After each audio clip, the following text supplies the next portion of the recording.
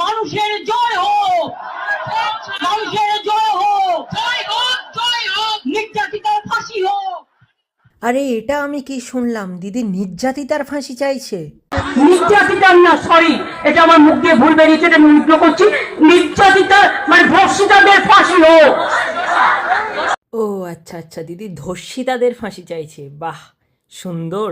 এটাই হলো পশ্চিমবঙ্গ, এখানে ধর্ষিতাদের ফাঁসি চাই কিন্তু ধর্ষকদের বিচার নেই। হ্যাঁ, আমরা 10 লক্ষ টাকা তো দিতেই পারি পরিবারকে। বলছি দিদি, আপনি তো মা হতে পারেননি, তাই কোনো মার সন্তান হারানোর কষ্টটা আপনি বুঝতে পারবেন না। আপনি যদি মা হতেন আর আপনার মেয়েকে যদি কেউ ধর্ষণ করত, তাহলে আপনি নিজেকে 10 লাখ টাকা দিয়ে সন্তুষ্ট রাখতে পারতেন? পারতেন না। আপনি নিজেও একজন মেয়ে, তাই মেয়েদের কষ্ট, যন্ত্রণা, লজ্জা উপভোগ করার মতো ক্ষমতা আপনার মধ্যে থাকা উচিত ছিল, কিন্তু আপনার মধ্যে সেটা বিন্দুমাত্র